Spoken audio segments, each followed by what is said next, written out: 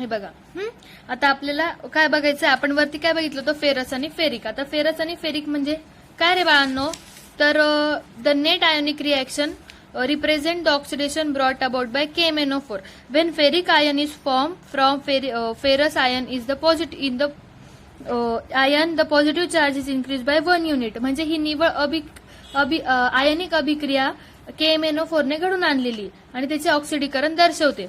मग ferrous ion पासून ferric ion बनतो तेव्हा धनप्रभार 1 ने वाढतो. कितीने वाढतो? 1 ने वाढतो.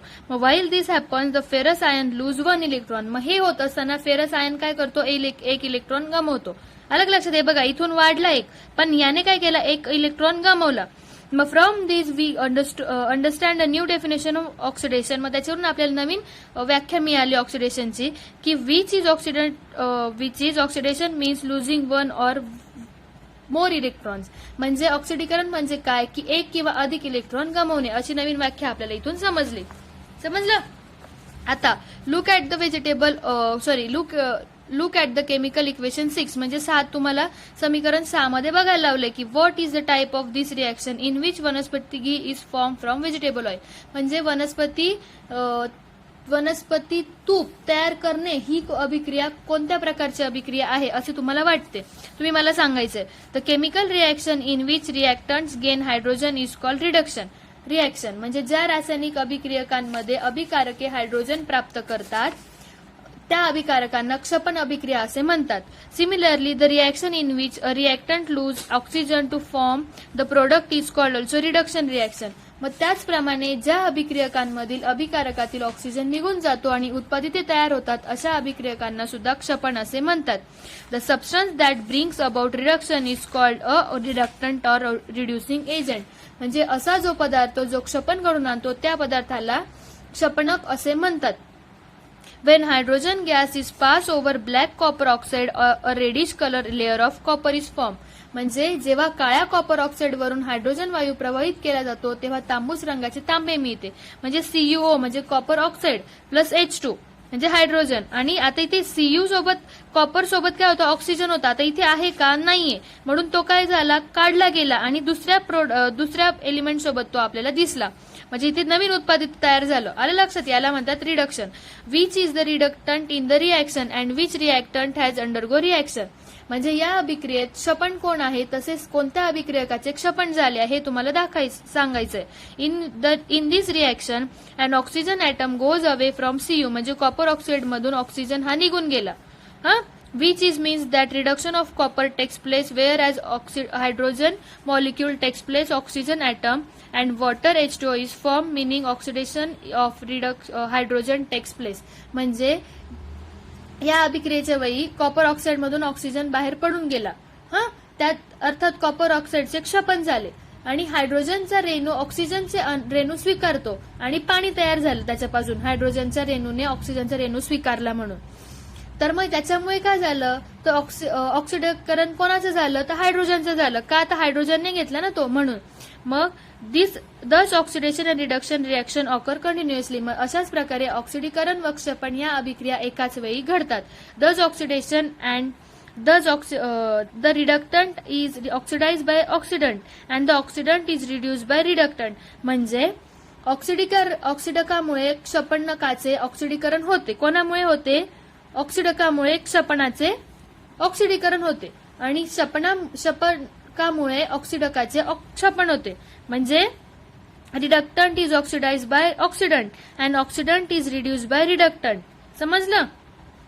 Due this characteristic of the reduction and oxidation reaction, a single term redox reaction is called place of two terms. म्हणजे redox reaction म्हणजे Re म्हणजे रिडक्शन आणि OX म्हणजे ऑक्सिडेशन. आलं लक्षात? म्हणून त्याला म्हणतात रिडक्शन प्लस ऑक्सिडेशन. मग some more examples of redox reaction are as follows. Identify the reductant and oxidant. म्हणजे हे बघा, आता तुम्हाला काही उदाहरणं दिलेली आहेत. मग त्याच्यामधलं क्षपनक आणि ऑक्सिडक कोणते ते ओळखायचे. मग 2H2S plus SO2 gives 3S plus 2H2O. म्हणजे H2. आता याच्यात सांगा बरं ऑक्सिडंट कोण असेल? तर SO2 आहे आणि रिडक्टंट कोण असेल? तर H2S आहे. समजलं?